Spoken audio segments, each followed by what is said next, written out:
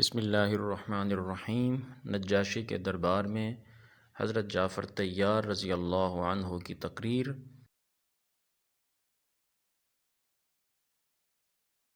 نجاشی نے تمام عیسائی عالموں کو دربار میں طلب کر لیا تھا تاکہ مسلمانوں کی بات سن سکیں۔ وہ اپنی کتابیں بھی اٹھا لائے تھے۔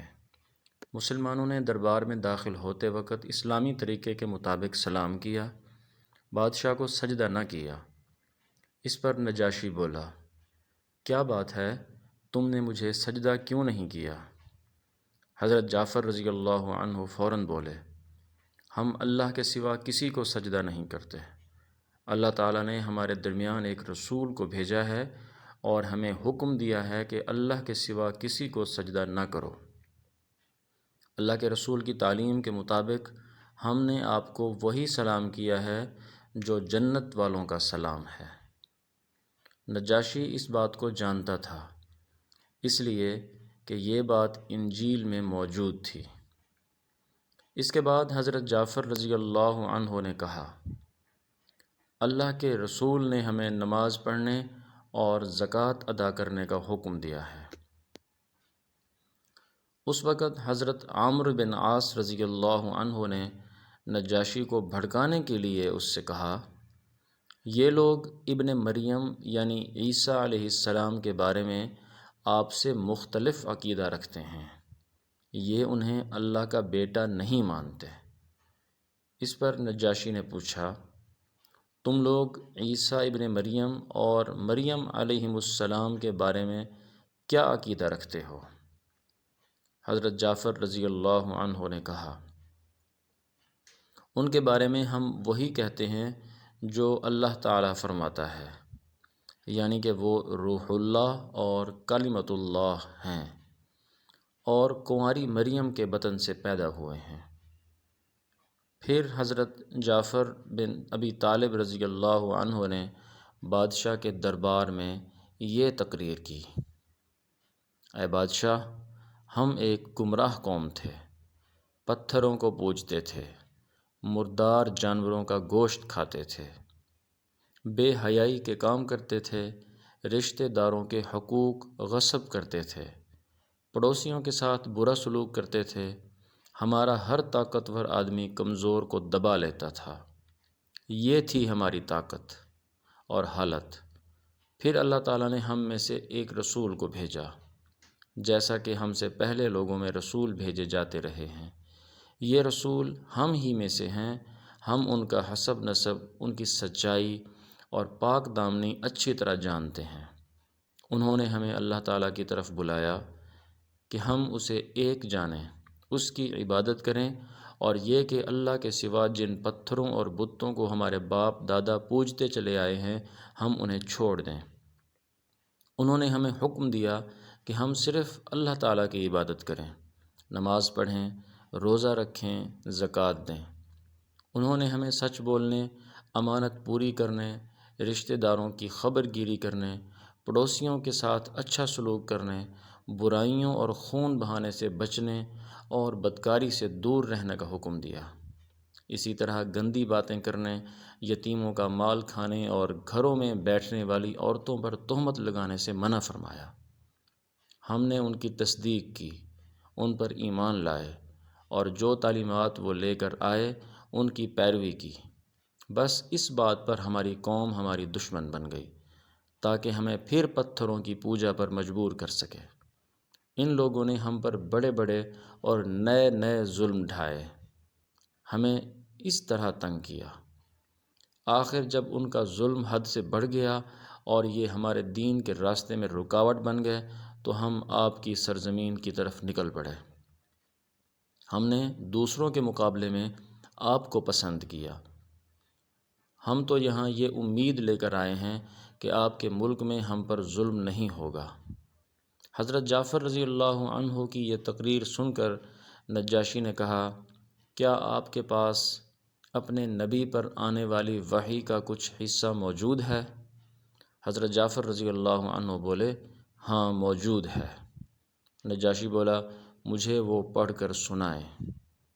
اس پر انہوں نے قرآن کریم سے سورہ مریم کی چند ابتدائی آیات پڑھیں۔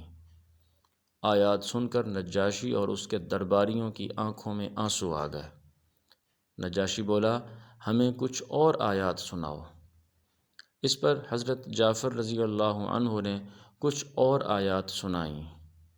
تب نجاشی نے کہا، اللہ کی قسم، یہ تو وہی کلام ہے جو حضرت عیسیٰ علیہ السلام لے کر آئے تھے۔ خدا کی قسم، میں ان لوگوں کو کبھی تمہارے حوالے نہیں کروں گا۔ اس طرح قریشی وفد ناکام لوٹا۔ دوسری طرف مکہ کے مسلمان اسی طرح گھاٹی شیب ابی طالب میں مقیم تھے۔ وہ اس میں 3 سال تک رہے۔ یہ 3 سال بہت مصیبتوں کے تھے۔ اس گھاٹی میں حضرت عبداللہ بن عباس رضی اللہ عنہ پیدا ہوئے۔ یہ حالات دیکھ کر کچھ نرم دل قریشی لوگ بھی غمگین ہوتے تھے۔ ایسے لوگ کچھ کھانا پینا ان حضرات تک کسی نہ کسی طرح پہنچا دیا کرتے تھے۔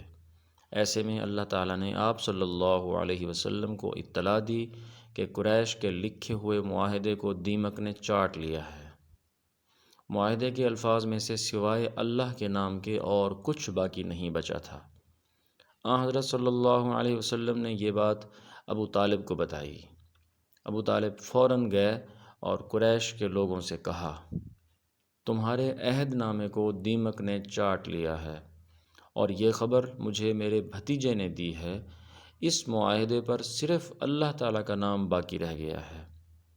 اگر بات اسی طرح ہے جیسا کہ میرے بھتیجے نے بتایا ہے تو معاملہ ختم ہو جاتا ہے، لیکن اگر تم اب بھی باز نہ آئے تو پھر سن لو، اللہ کی قسم، جب تک ہم میں آخری آدمی بھی باقی ہے اس وقت تک ہم محمد صلی اللہ علیہ وسلم کو تمہارے حوالے نہیں کریں گے۔ یہ سن کر قریش نے کہا، ہمیں تمہاری بات منظور ہے، ہم معاہدے کو دیکھ لیتے ہیں۔ اب انہوں نے معاہدہ منگوایا۔ اس کو واقعی دیمک نے چاٹ لیا تھا، صرف اللہ کا نام باقی تھا۔ اس طرح مشرک اس معاہدے سے باز آ گئے۔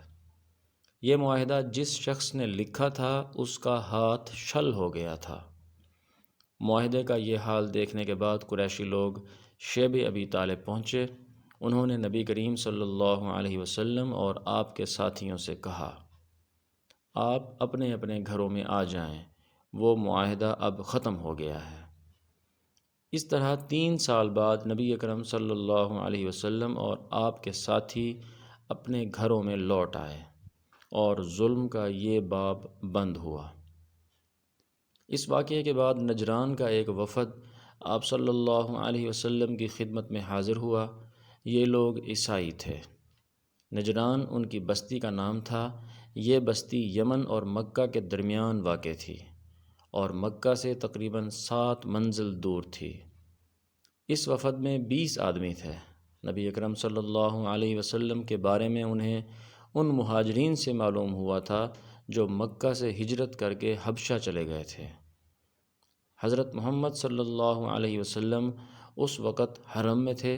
یہ لوگ آپ صلی اللہ علیہ وسلم کے سامنے بیٹھ گئے۔ ادھر قریش مکہ بھی آس پاس بیٹھے ہوئے تھے۔ انہوں نے اپنے کان آپ صلی اللہ علیہ وسلم اور اس وفد کی بات چیت کی طرف لگا دیے۔ جب نجران کے یہ لوگ رسول اللہ صلی اللہ علیہ وسلم سے باتیں کر چکے تو آپ نے انہیں اسلام کی دعوت دی۔ قرآن کریم کی کچھ آیات پڑھ کر سنائیں۔ آیات سن کر ان کی آنکھوں میں آنسو آ گئے۔ ان کے دلوں نے اس کلام کی سچائی کی گواہی دی۔ چنانچہ فوراً ہی آپ صلی اللہ علیہ وسلم پر ایمان لے آئے۔ ان لوگوں نے اپنی مذہبی کتابوں میں حضرت صلی اللہ علیہ وسلم کی صفات اور خبریں پڑھ رکھی تھیں، اس لیے آپ کو دیکھ کر پہچان گئے کہ آپ ہی نبی آخر الزماں ہیں۔ اس کے بعد یہ لوگ اٹھ کر جانے لگے تو ابو جہل اور چند قریشی سرداروں نے انہیں روکا اور کہا، خدا تمہیں رسوا کرے، تمہیں بھیجا تو اس لیے گیا تھا کہ تم یہاں اس شخص کے بارے میں معلومات حاصل کر کے انہیں بتاؤ، مگر تم اس کے پاس بیٹھ کر اپنا دین ہی چھوڑ بیٹھے ہو۔ تم سے زیادہ احمق اور بے عقل قافلہ ہم نے آج تک نہیں دیکھا۔ اس پر نجران کے لوگوں نے کہا، تم لوگوں کو ہمارا سلام ہے، ہم سے تمہیں کیا واسطہ؟ تم اپنے کام سے کام رکھو، ہمیں اپنی مرضی سے کام کرنے دو۔ اللہ تعالیٰ نے سورۃ المائدہ میں ان کی تعریف بیان فرمائی۔ اسی طرح قبیلہ ازد کے ایک شخص جن کا نام زماد تھا مکہ آئے۔ یہ صاحب جھاڑ پھونک سے جنات کا اثر زائل کیا کرتے تھے۔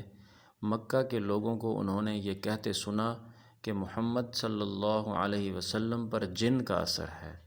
یہ سن کر انہوں نے کہا، میں اگر اس شخص کو دیکھ لوں تو شاید اللہ تعالیٰ اسے میرے ہاتھ سے شفا عطا فرما دے۔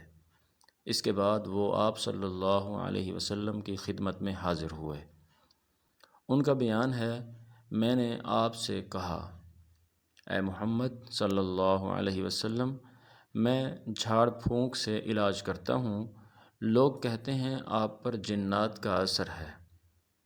اگر بات یہی ہے تو میں آپ کا علاج کر سکتا ہوں۔